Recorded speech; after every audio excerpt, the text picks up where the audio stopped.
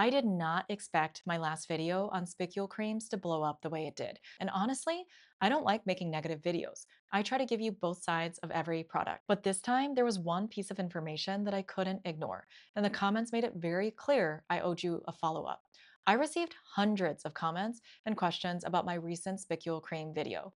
In this video, I'm going to answer the big ones. If you've already used these, what should you do now? Do you have to throw the bottle away?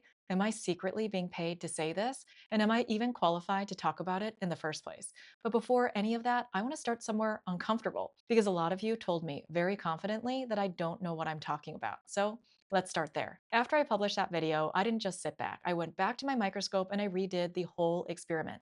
I remeasured the spicules using a calibration tool to check the lengths against a confirmed measurement. I looked at more high power fields under the microscope and I measured more spicules than I did the first time. And here's the thing, I got the same answer. The spicules are a lot longer than most people expect. Let me explain why that one number, the length, matters so much. Think of these spicules like tiny glass splinters. How deep a splinter can go isn't only about how wide it is, it's about how long it is. A long one can reach deeper tissue, and if they're long enough to reach the dermis, that opens a whole new world of potential side effects.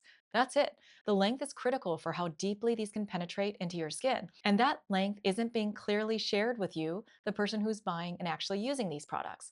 Whether you use them anyway, that is 100% your call. I'm not here to tell you what to do or to judge you for it, but I want you to be informed, knowing the potential risks, not just the benefits.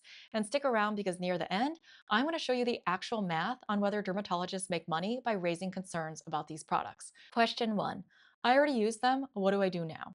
This was the number one question, so let's get this out of the way. The answer is nothing. Don't panic and please don't lose sleep over it. Here's why. The two risks I'm concerned about, allergic sensitization and foreign body granulomas, these are things that can take years, sometimes decades to show up. And to be totally clear, these are potential risks. They have not been verified specifically for these products because these products haven't been out long enough to say for sure. Nobody on earth can tell you with certainty that this will happen to you. And company marketing materials saying it won't, that's not proof either. So, what's actually in your control? Just one thing. If you decide to stop, that reduces any additional exposure going forward. That's the whole move. There's no detox, no scrubbing it out, no emergency. You just stop and you've done the thing. Next question, do I have to throw the bottle away? Okay, but a lot of you didn't want to waste the product. Totally reasonable. I feel guilty about getting rid of products that aren't empty too. So let's talk about what should be safer to do with it. The key is in your epidermis. That's the outer layer of your skin, specifically how thick it is. On most areas of your body, it's thin, but on a couple of spots, it's really thick, like thick with two C's. The epidermis on the palms of your hands and the soles of your feet is about 600 microns thick. That's thicker than any of the VT or Medicube spicules I measured. Picture it like wearing a leather glove. A splinter can poke you through a thin t shirt, but it can't pierce you through a leather glove. So, on the palms and soles, I can't see how these would penetrate into your dermis where you have the risk of foreign body granulomas developing. And here's where I'd avoid using these products, your hands.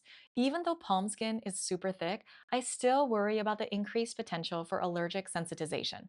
These spicules intentionally make channels or shortcuts in your skin barrier. Your hands touch hundreds of different chemicals and products in a normal day. Making these exposures happen in a deeper layer of your skin than they're supposed to happen in, and increasing your chance of developing a lifelong chemical allergy, is just a headache I don't need. So I would apply it to the bottoms of my feet without using my hands. Maybe I'll pump it on one heel and then rub my heels together. I'll just do that in private so people don't think I'm weirder than I am. Next piece of feedback, but it's natural, so it's safe. This one came up a lot, so let's actually unpack it because there are two versions of it. Version 1. The dangerous silica is the crystalline kind, like the dust factory workers breathe in. The silica in these creams come from sea sponges. It's amorphous silica, not crystalline, so it's totally fine. Yes, crystalline and amorphous silica are structurally different. Crystalline silica is classified as a definitive carcinogen and has been linked to silicosis and lung disease. But the assumption that amorphous silica is harmless has actually been challenged by research. There are documented cases of granulomas forming from amorphous silica, not just crystalline. So the crystalline versus amorphous difference doesn't fully close the door on risk. Version 2. Marine silica is natural, and natural means safe. Natural, meaning found in nature, and natural to your body are not the same thing. Here's the analogy: a thorn from a rosebush is 100% natural. So is a wooden splinter. But if these get lodged under your skin, your body doesn't care if it's organic or natural. It's not natural to your skin or your body. It still treats these things as foreign objects. Your body can wall them off and create a foreign body granuloma. Even hyaluronic acid, which your body produces on its own, can sometimes do this when it's injected as a filler. So the question was never, is this from nature? The question is, what does the body do when something it doesn't recognize ends up where it doesn't belong? Now, that money question. Let's do the math because this accusation deserves a real answer. I'm going to show you some real numbers about how content creators make money. People assume that if a dermatologist says something negative, we must be getting a check from a rival brand, let's say Neutrogena. Let me actually run the numbers with you because they tell the opposite story. For every 1,000 views on my last video, I make roughly $4.44 in ad revenue from YouTube. Big money. Right now, I'm at about 68,000 views, so that's $301.92. Now, on the opposite side, let's pretend I gave a glowing, purely positive review. I've never done that on anything, by the way, because I don't think anything is perfect. So in that case, I drop an affiliate link. Let's say 5 people buy that per 1,000 viewers. That's a low estimate. At about $6.11 commission per bottle, that's $30.55 per 1,000 viewers. So that's 68 times 36.55, which equals $2,485.40. And that's before the part that actually matters. A brand would typically offer me a flat fee just to make the video in the first place. My channel is small, but I have a credential that's genuinely hard to get. I was, as I like to say, dumb enough to stay in school until I was 31. So a lowball conservative flat fee might be around $1,500, low end. So we're at 2,485.40 plus 1,500 equals $3,985.40. Brands hit me up 5 or more times a week to do these, and I've said no to every offer because, again, I'm dumb. I haven't even gotten to the real money yet. If I only said nice things, I'd be leaving the door wide open for future sponsorships. Positive reviews keep every brand interested in working with you. Negative reviews close doors. Every negative review is a door I'm closing. That's not a number I can calculate, but it's real money and poof, it's gone. So let me say this plainly. A video like this is a dumb decision from a financial standpoint.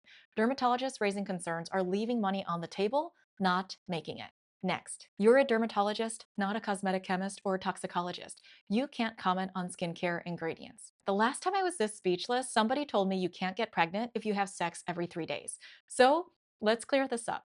Dermatologists treat thousands of people with skin problems every single year. Nearly all of us have hands on lab and clinical research experience. We read and interpret studies on new treatments constantly. It's literally my job. And on top of that, we're trained in pathology. We look at skin tissue under the microscope to make diagnoses and better understand how the body reacts to things, like foreign bodies. So when it comes to what happens when a foreign material gets into the skin, that is squarely in our lane. Now, and this is just as important, I am not saying toxicologists or cosmetic chemists are unqualified. A cosmetic chemist understands how to combine ingredients, keep them stable, keep them preserved. That's real expertise I don't have. The point is, we're all looking at the same mountain from different sides. I might disagree with other experts, and when I do, I should say that respectfully, but I don't need to tear them down to make myself look better. Every time one science field publicly trashes another with childish clapbacks, the public loses a little more trust in science fields in general. We're all on the same team. The goal is an informed consumer. That's it. So let's land on this. The most reasonable pushback I got was, Dr. Sarah, there are no reported problems with these. None.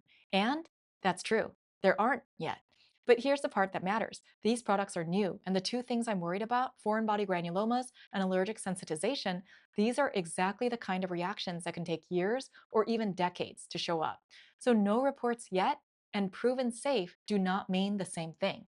We just don't have the time behind us to know. This whole situation reminds me of the movie The Substance. The younger version of the main character keeps harming the older version to stay young and beautiful. And in doing that, she's really only hurting herself.